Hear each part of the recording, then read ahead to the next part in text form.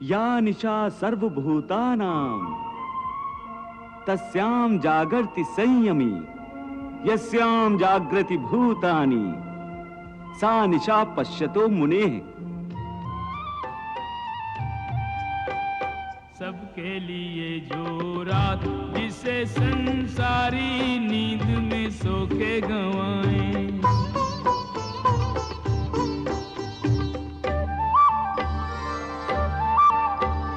जोगी जन उस रात में जागे, ध्यान धरें और अलख जगाएं।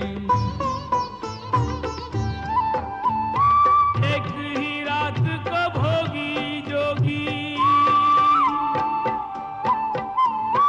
एक ही रात को भोगी जोगी अपने अपने ढंग से बिताएं।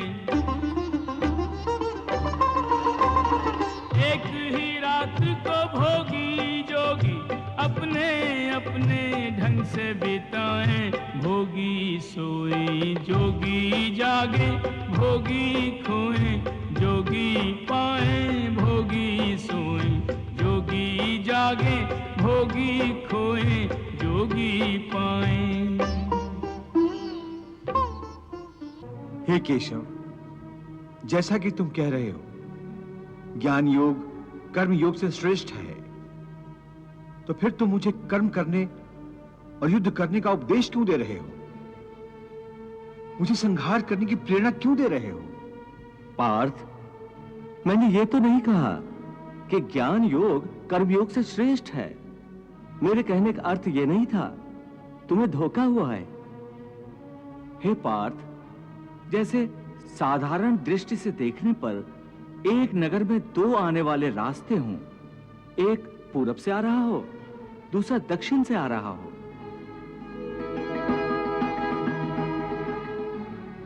परंतु जिस तरह वो दोनों रास्ते अलग अलग दिशाओं से आते हुए एक ही नगर में पहुंचते हैं,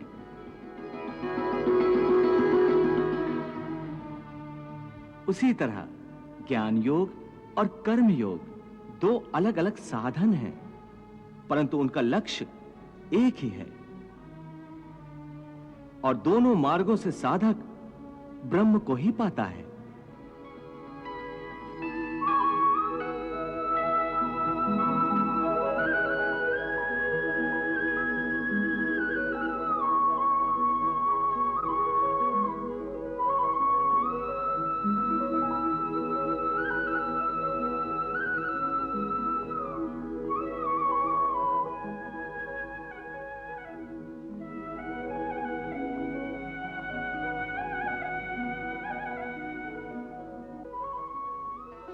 इसलिए दोनों योग उत्तम है, परंतु ज्ञान पर आधारित सांख्य योग की साधना कठिन है।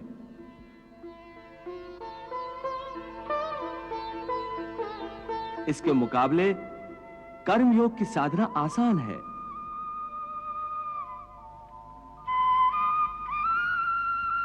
हे अर्जुन, मैंने पूर्व काल में भी इस लोक में रहने वालों के लिए दो प्रकार की निष्ठा कही थी, ज्ञानियों के लिए अथवा सन्यासियों के लिए ज्ञान योग की,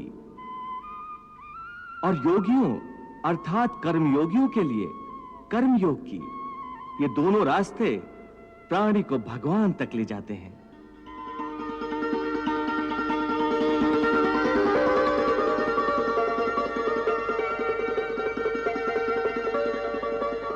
लोके अस्मिन् द्विविधा निष्ठा पुरा प्रोक्ता मया नघ, ज्ञान योगेन सांख्यानाम कर्म योगेन योगिनाम। और निष्पाप मैंने सांख्य योग कर्म योग दो प्रकार निष्ठा इस लोक में बताई है।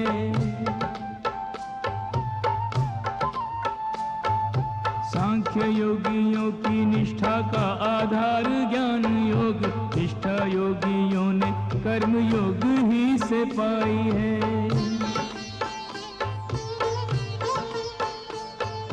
कर्म बिन किए निष्कर्म दाना पाए नर, कर्म काटने को विधि कर्म की बनाई है। कर्म त्याग देता नहीं सिद्धि लाभ। निष्ठा सांख्य योग में तो कर्म ही से आई है।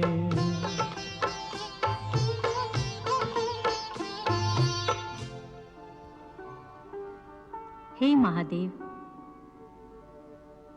प्रभु ये बता रहे हैं कि संन्यास योग हो या कर्मयोग हो, दोनों ही परिस्थितियों में प्राणी कर्म से छूट नहीं सकता। फिर कोई योगी निष्कर्मता की अवस्था को कैसे पा सकता है? देवी, जब प्राणी अपने समस्त कर्मों को निष्काम भाव के द्वारा मुझ ईश्वर को समर्पित कर देता है, तो ऐसे कर्मों से कोई फल उत्पन्न नहीं होता। इस प्रकार वो प्राणी अपने सारे कर्म ईश्वर को समर्पित करके ईश्वर में लीन होकर स्वयं निष्कर्म हो जाता है। इस ब्रह्मलीन अवस्था का नाम निष्कर्मता है।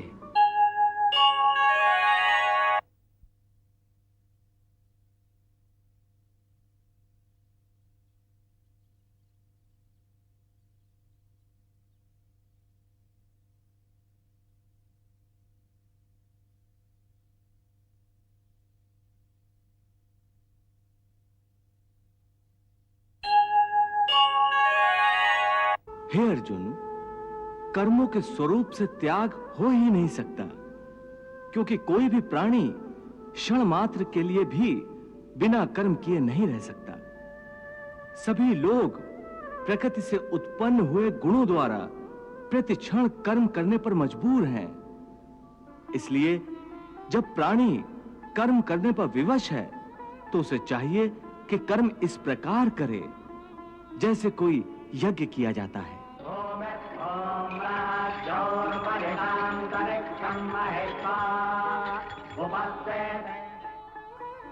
यज्ञ? हाँ पार्थ, यज्ञ लोक कल्याण के लिए भी किया जाता है और भगवान की आराधना के लिए भी। इसलिए जब कर्म करना ही है, तो अपने सारे कर्म या तो लोक कल्याण के लिए कर या मेरे निमित्त कर।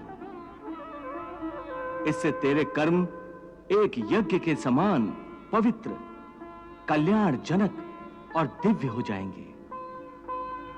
इसलिए कर्म को यज्ञ समझकर करता जा, तो कर्म बंधन से मुक्त रहेगा। क्योंकि हे पार्थ, यज्ञार्थ जो कर्म किया जाता है, उसको छोड़कर बाकी सब प्रकार के कर्मों का बंधन मनुष्य को बांध लेता है। यज्ञार्थात् कर्मणो नेत्र लोकोयम कर्म बंधनः तदर्थम कर्म कौन्तेय मुक्त संगा समाच। कर्म भूमि पर कर्म का है विधान अनिवार्य।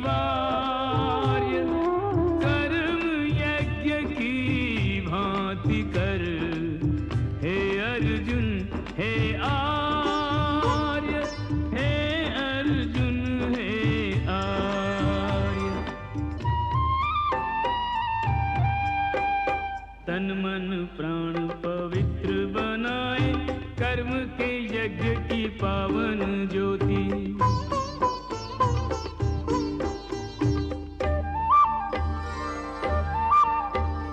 यज्ञ के मूल में हो बलिदान, तो सोई आत्मा जागृत होती। यज्ञव्रती को त्यागने पड़ते, यज्ञव्रती को त्यागने पड़ते अभिलाषाओं के झूठे मोती। यज्ञव्रती को त्यागने पड़ते अभिलाषाओं के झूठे मोती। ममता मोह की आहुतियों से पूर्णाहुति इस यज्ञ की होती। कर्म का यज्ञ करो निष्काम, तो पूर्णाहुति इस यज्ञ की होती। मनुष्य के लिए प्रभु ने कितनी महत्वपूर्ण बात कही है देवी। यज्ञार्थ कर्म कर। देवी, प्रभु स्वयं यज्ञ पुरुष हैं। इसका अर्थ यही है कि मनुष्य जब परमात्मा को अपना तन, मन, धन, जीवन, सर्वस्व समर्पित कर देता है और प्रत्येक प्राणी मात्र में वो परमात्मा के दर्शन करके लोक कल्याणकारी कर्म करता है, तब वो यज्ञ करता है। हे अर्जुन, शास्त्रों में कई प्रकार के यज्ञों का वर्णन है जिनके द्वारा प्राणी देवताओं की आराधना करके उनको प्रसन्न करते हैं। हे अर्जुन, समस्त देवता मेरा ही स्वरूप है, इसलिए इन यज्ञों के द्वारा प्राणी मेरी ही आराधना करते हैं। हे मधुसूदन, तुम्हारे कहने का अर्थ है कि यज्ञ कई प्रकार के होते हैं? कृपा करके मुझे उन सब का विवरण बताओ। पार्थ, पहले यह समझ लो कि यज्ञ क्या है।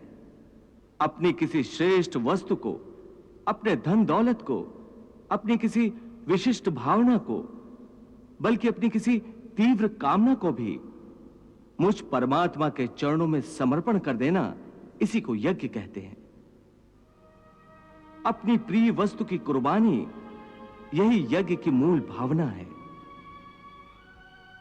इसीलिए शास्त्र कहते हैं कि यज्ञ में आहुतियां देने के पश्चात जो अन्न बच जाता है, उसे खाने वाला मनुष्य सब पापों से मुक्त हो जाता है। और जो लोग केवल अपना ही पेट भरने की ही भावना से अन्न पकाते हैं, वो तो पाप का ही भोजन करते हैं। हे केशव, यज्ञ के बारे में आम धारणा तो यही है कि अग्नि जलाकर अग्नि कुंड में आहुतियां देने का नाम यज्ञ है। परंतु हे माधव, तुम तो कहते हो कि जन कल्याण का कोई भी कर्म यज्ञ है। अपने किसी प्रिय वस्तु का बलिदान अथवा त्याग भी यज्ञ है। इसका अर्थ क्या है? हे अर्जुन, ये ठीक है कि प्राणी अपनी अपनी निष्ठा के द्वारा ही अलग अलग प्रकार से अलग अलग देवताओं की पूजा करने के लिए हवन आदि करते हैं, उसे भी यज्ञ कहते हैं।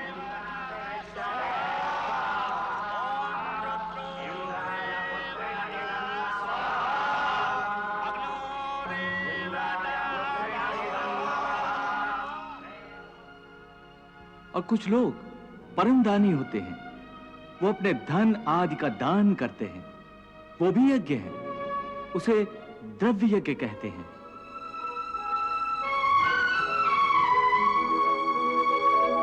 कई योगी निस्वार्थ भाव से विद्या दान करते हैं, उसे ज्ञान यज्ञ कहा जाता है।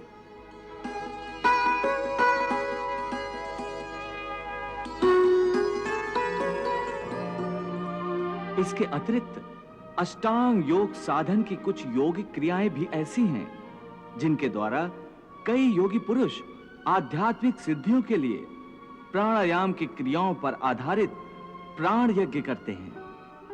भगवान श्री कृष्ण अष्टांग योग और तंत्र की बात भी कर रहे हैं, उसकी व्याख्या क्या है? देवी, अष्टांग योग एक प्रकार की दिव्य चिकित्सा है जिससे मानव के समस्त रोगों का नाश हो जाता है। चाहे शरीर के रोग हों, चाहे मानसिक रोग हों, चाहे आध्यात्मिक ग्रंथियां हों, सबकी चिकित्सा के साधन योग शास्त्र में वर्णित हैं। इन साधनों में प्राणायाम, तंत्र, मंत्र और यंत्र प्रमुख हैं। ये प्राणायाम की क्रिया पर आधारित यज्ञ कैसे होता है केशव? हे अर्जुन, योगीजन मंत्र और तंत्र दोनों प्रकार की साधन पद्धतियों के द्वारा कभी अपान वायु में प्राण वायु का हवन करते हैं और कभी प्राण वायु में अपान वायु का हवन करते हैं। और कुछ योगी गूढ़ योग विद्या के द्वारा प्राण वायु और अपान वायु दोनों की गति को रोककर अपने प्राणों का प्राणों में ही हवन करते हैं।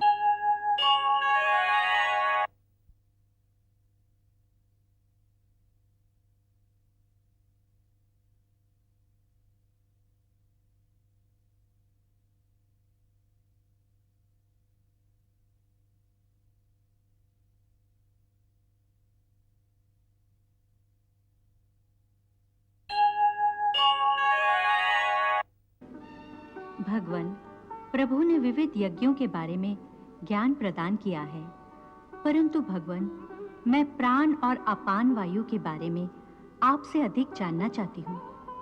देवी, योग की भाषा में प्राणायाम के समय बाहर जाने वाली अर्थात उच्छ्वास वायु को प्राण कहते हैं।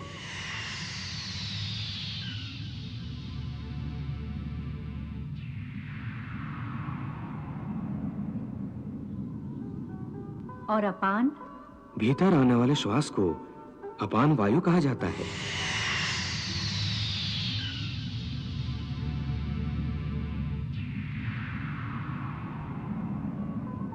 प्राणायाम भी एक यज्ञ ही है देवी। इस यज्ञ के समय अपान में अर्थात भीतर खींचे हुए श्वास में प्राण का उच्छ्वास का होम करने से पूरक नाम का प्राणायाम होता है।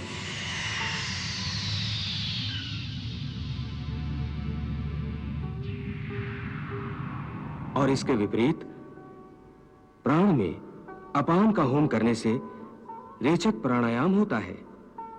देवी, प्राण और अपान इन दोनों के निरोध से वही प्राणायाम कुंभक हो जाता है।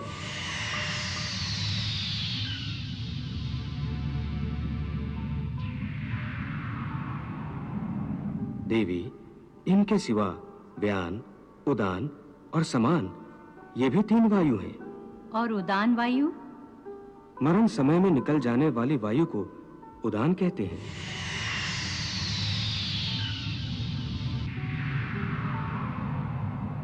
और शरीर में सब स्थानों पर एक सा अन्य रस पहुंचाने वाली वायु को समान कहते हैं।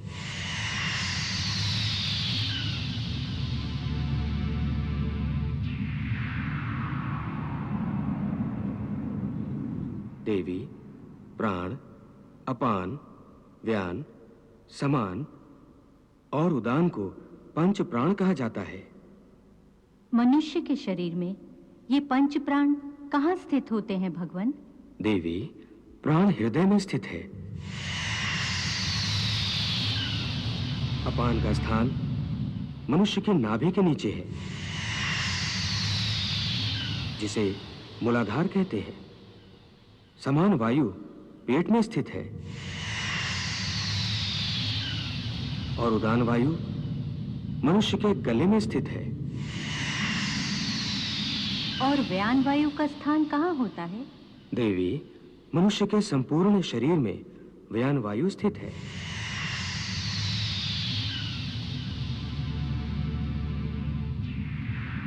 योग शास्त्र के अनुसार प्राणायाम रूपी यज्ञ करने से मनुष्य को लोक कल्याणकारी कर्म करने के लिए दीर्घायु प्राप्त होती है। इससे शारीरिक और मानसिक स्वास्थ्य भी मिलता है, जिससे प्राणी को आध्यात्मिक चेतना प्राप्त होती है। हे अर्जुन, इस प्रकार की साधना का प्रयोग करने से पहले किसी सिद्ध गुरु से उसकी पूर्ण शिक्षा प्राप्त करनी आवश्यक है। उसके लिए प्राणी को चाहिए कि बहुत विनम्र होकर गुरु से बार बार प्रार्थना करे, तो गुरु प्रसन्न होकर उसे इन सब का ज्ञान प्रदान करेंगे। गुरु के मार्गदर्शन के बिना उस पथ पर चलने में बहुत खतरा हो सकता है। हे मधुसूदन, तुमने अति उत्तम यज्ञों का वर्णन किया है, परंतु इनमें से कुछ यज्ञ ऐसे हैं जो सारे मनुष्य नहीं कर सकते। जैसे द्रव्य यज्ञ कोई निर्धन व्यक्ति नहीं कर सकता। इसलिए हे कृष्ण, जन कल्याण के लिए यह बताओ कि सबसे श्रेष्ठ यज्ञ कौन सा है? हे पार्थ, द्रव्य यज्ञ की अपेक्षा ज्ञान यज्ञ अत्यंत श्रेष्ठ है, क्योंकि मानव का सर्वोच्च कल्याण केवल ज्ञान की शक्ति से ही हो सकता है। ज्ञान ही मानव को अच्छे बुरे, पाप पुण्य, धर्म अधर्म की पहचान कराता है। यहां तक कि ज्ञान के द्वारा ही प्राणी को भगवान के स्वरूप का सही ज्ञान होता है। हे पार्थ, ज्ञान ही वो अग्नि है जिसमें मानव के सारे दोष, दंभ, अहंकार आदि अवगुण भस्म हो जाते हैं। यहां तक कि भक्ति का मूल भी ज्ञान ही है। क्या कहा? भक्ति का उद्गम भी ज्ञान से ही होता है? हां अर्जुन, ज्ञान के पर्वत की चोटी पर पहुंचकर ही मनुष्य को यह ज्ञान प्राप्त होता है कि ज्ञान पर्वत की चोटी से बहुत ऊपर वो निर्मल आकाश है जहां भक्ति का राज्य है।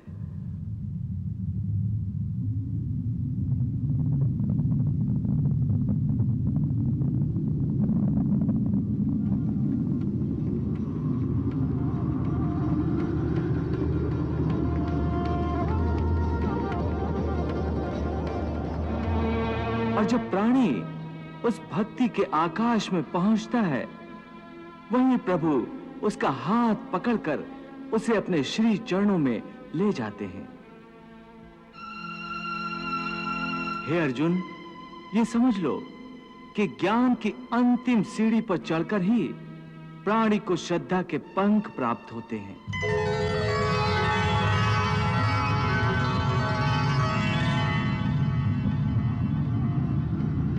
और उन श्रद्धा के पंखों की सहायता से ही प्राणी भक्ति के आकाश में उड़ने लगता है।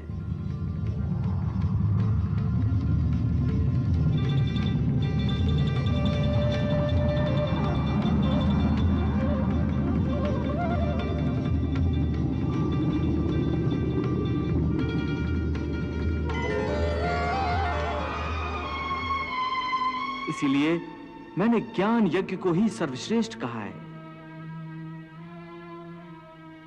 हे पार्थ, ज्ञान के द्वारा ही तू इस सारी सृष्टि को पहले अपने ही अंदर देखेगा।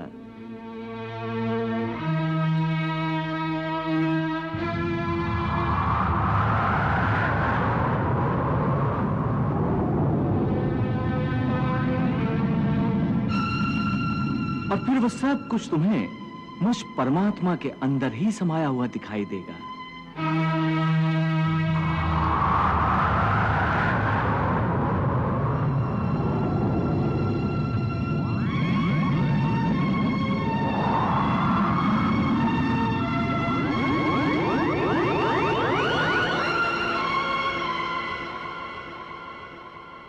जब तू इस ज्ञान को प्राप्त कर लेगा, फिर चाहे तू संसार का सबसे बड़ा दुराचारी भी हो, तो भी तू इस ज्ञान रूपी नैया में बैठकर संसार के पाप समुद्र को आसानी से पार करके परमात्मा की शरण में पहुंच जाएगा।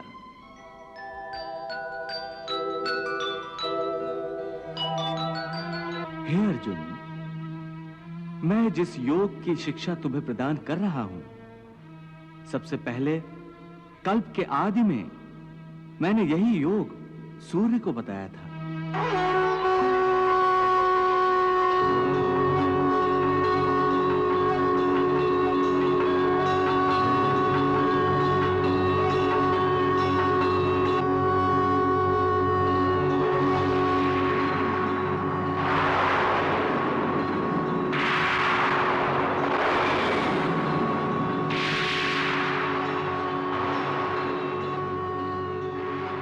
इमं विवस्वते योगम प्रोक्तवान हम व्ययम विवस्वान मनवे प्राह मनुरिक्ष्वा कवे ब्रवीत।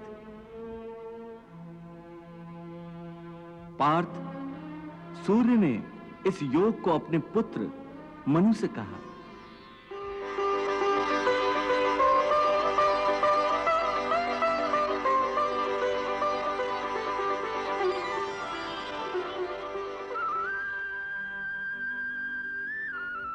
और मनु ने अपने पुत्र इक्ष्वाकु से कहा।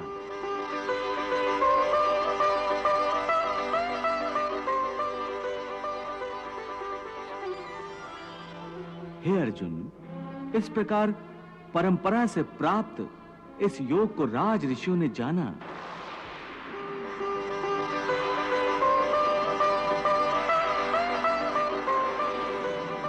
परंतु बहुत समय से यह योग इस लोक से लुप्त हो गया है। आज यही पुरातन योग मैंने तुझसे कहा है क्योंकि तुम मेरे भक्त हो और सखा भी, इसलिए मैं तुम्हें ये गुप्त ज्ञान प्रदान कर रहा हूं।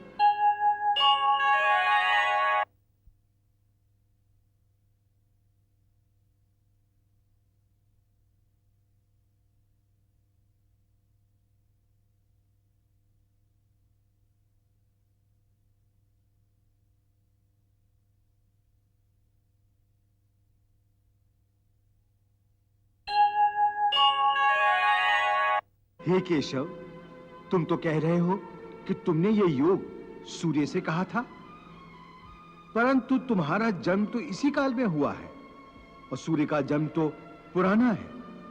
फिर तुमने ये योग सूर्य से कैसे कहा? हे अर्जुन, इस मृत्युलोक में तुम्हारे और मेरे अनेक जन्म हो चुके हैं और आगे भी होते रहेंगे। मैं भी अनेक बार इस मृत्युलोक पर अवतरित होता रहता हूं, परंतु तुम अज्ञान के कारण इस रहस्य को जानते नहीं हो और मैं दिव्यत्व के कारण जानता हूं। परंतु हे अर्जुन, मेरा जन्म साधारण प्राणियों की भांति नहीं होता। मैं अविनाशी हूं और अजन्मा भी हूं। मैं समस्त भू प्राणियों का ईश्वर हूं, इसलिए मेरा जन्म प्राकृत मनुष्यों के सदृश नहीं है। मैं प्रकृति को अधीन करके अपनी योग माया के द्वारा प्रकट होता हूं।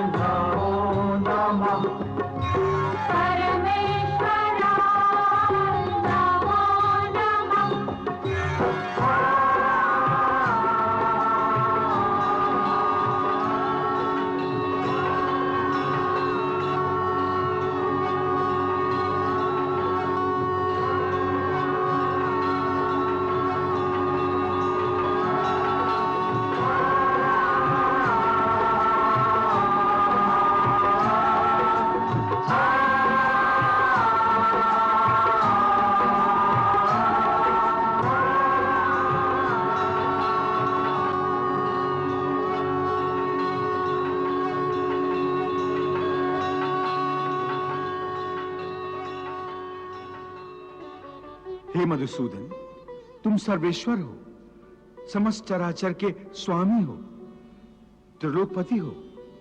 फिर तुम्हें मृत्युलोक पर जन्म लेने की क्या आवश्यकता है? मुझे आवश्यकता नहीं, परंतु जब जब मृत्युलोक के प्राणियों को मेरी आवश्यकता पड़ती है, तब तब मैं भूलोक पर अवतरित होता हूं। तुम्हारी आवश्यकता कब कब पड़ती है केशव? यदा यदा ही धर्मस्य ग्लानिर्भवति भारत, अभ्युत्थानम धर्मस्य तदात्मानं सृजाम्यहम्। जब जब सत्य और धर्म की हानि हो जाती है और अधर्म और असत्य की वृद्धि हो जाती है तथा पाप का साम्राज्य स्थापित हो जाता है, तब तब मैं अपने को प्रकट करता हूं।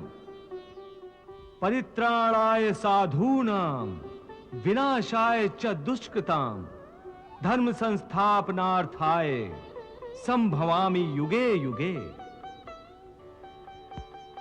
मेरे अवतार धारण करने के 3 कारण होते हैं। पहला, आतताइयों द्वारा पीड़ित साधु पुरुषों का उद्धार करना। दूसरा, दुष्टों का नाश करना। और तीसरा कारण है धर्म की पुनः स्थापना करना। इन्हीं कार्यों के लिए मैं हर युग में प्रकट होता हूं। मेरे जन्म और मेरे कर्म दोनों दिव्य हैं। जो प्राणी इस तत्व को जान जाता है, वो प्राणी जब अपने शरीर का त्याग करता है तो उसे पुनर्जन्म लेना नहीं पड़ता, वो सीधा मुझे ही प्राप्त होता है। हे केशव, मेरे मन में यह जानने की तीव्र जिज्ञासा है कि इस कृष्ण अवतार से पहले तुमने कब कब और क्यों अवतार धारण किया? अपना शिष्य तथा अपना सखा समझकर मेरी जिज्ञासा का उत्तर दो। हे अर्जुन, इस कल्प के आदि में सर्वप्रथम मैंने मत्स्य रूप में अवतार धारण किया था।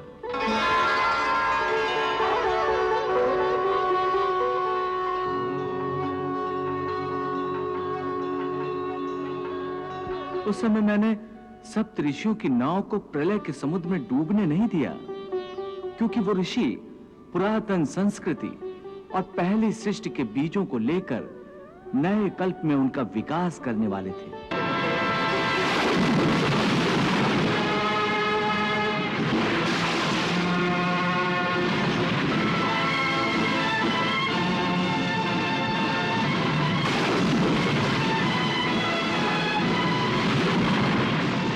तत्पश्चात समुद्र मंथन के समय जब मंदराचल पर्वत स्थिर नहीं रह सकता था, तो मैंने कूर्म रूप धरकर उसे अपनी पीठ पर धारण किया, ताकि देवता और दैत्य मिलकर सागर में से अमृत प्राप्त कर सके। मंदराचल सा भारी पर्वत अपनी पीठ पे धारा, ले कच्छप अवतार प्रभु देवों का काज सवारा। प्रारंभ हुआ सागर मंथन, सागर मंथन। फिर जब दैत्य अमृत का घड़ा देवताओं से जबरदस्ती छीनकर ले गए, तो देवताओं की सहायता के लिए मैंने ही मोहिनी रूप भी धारण किया था।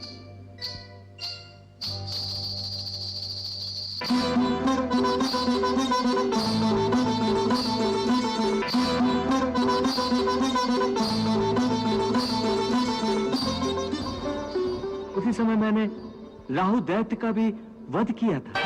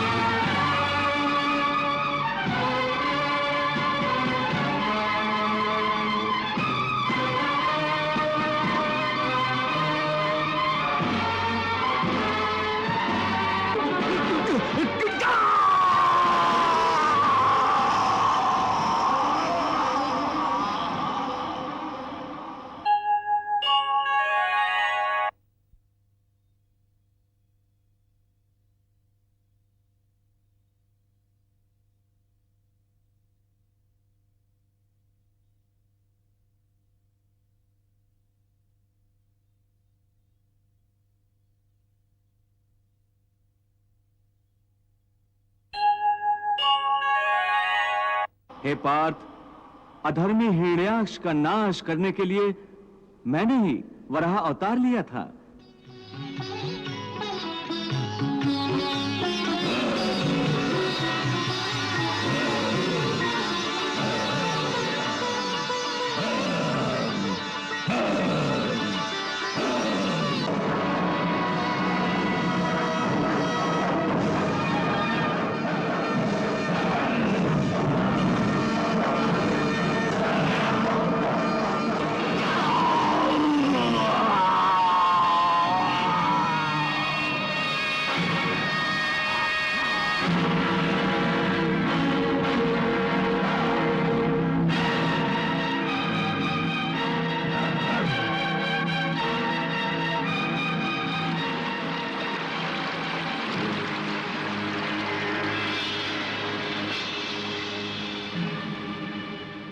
मैंने ही अपने परम भक्त बालक प्रहलाद की रक्षा करने के लिए नरसिंह अवतार धारण किया था।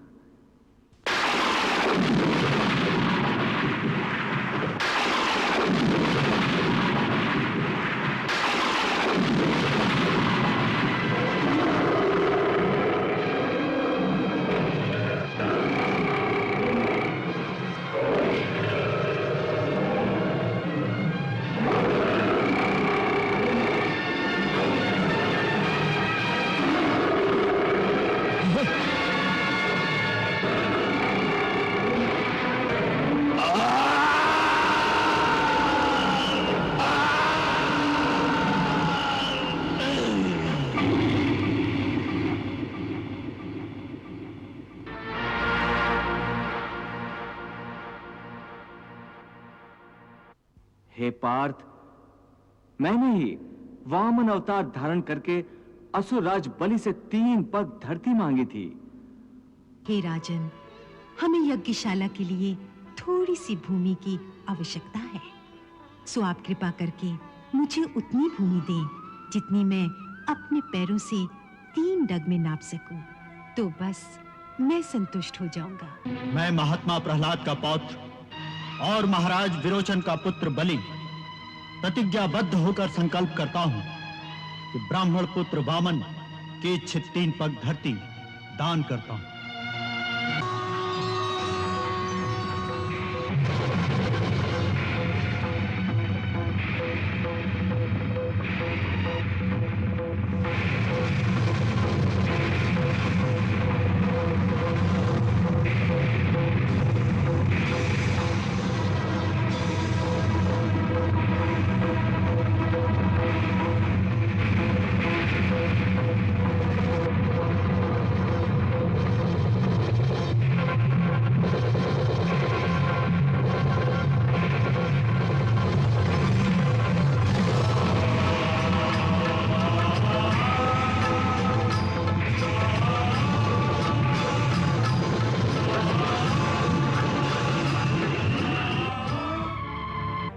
पग में तो मैंने सारी त्रिलोकी नाप ली। एक पैर से भूलोक, दूसरे पैर से स्वर्गलोक नाप लिया है। तीसरा पग रखने के लिए तुम मुझे कोई स्थान नहीं दे सकते। आप अपना तीसरा पैर मेरे सर पर रखिए।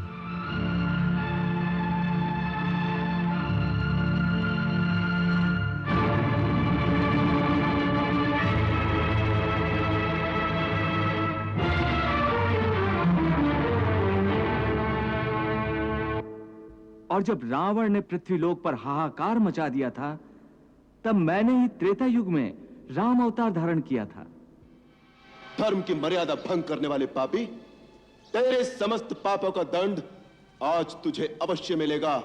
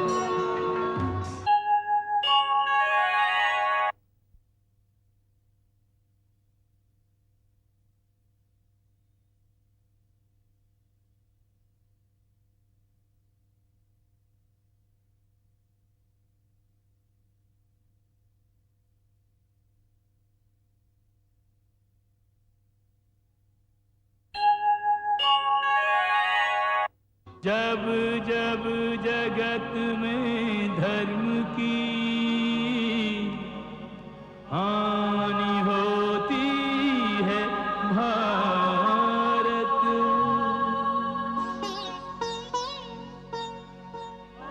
वृद्धि होती अधर्म की, तब स्वयं को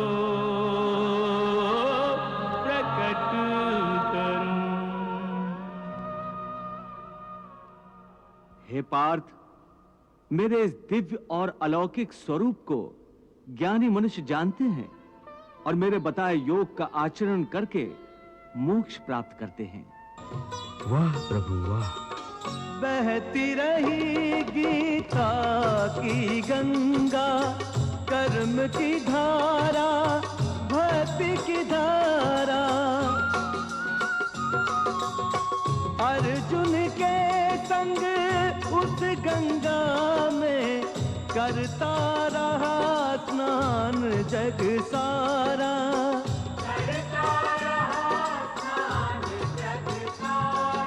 सब धर्मों के भेद भुला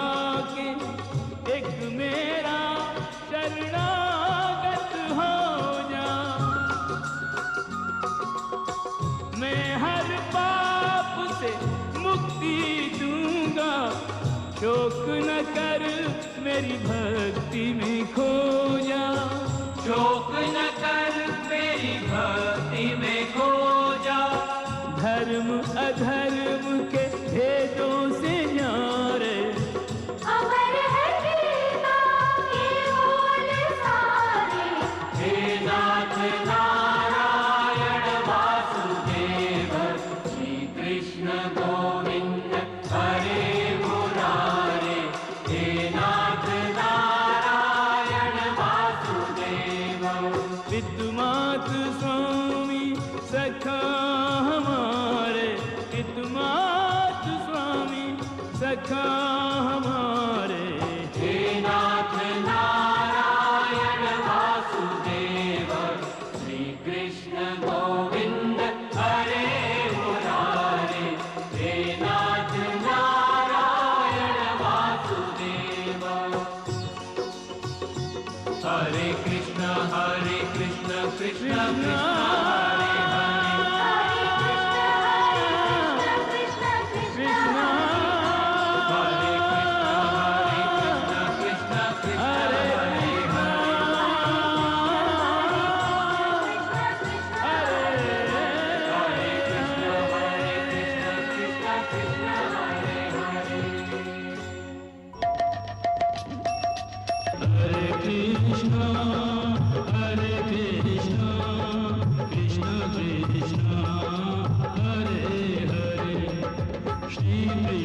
चरितं गुणानुवादं तत्प्रेरणाहं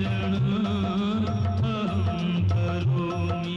मम भावगीतं हृदयस्य प्रीतं त्वत्पद्मपादे समर्पयामि।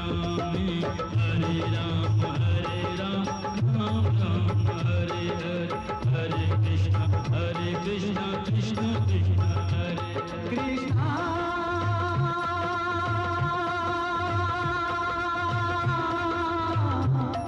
कृष्णा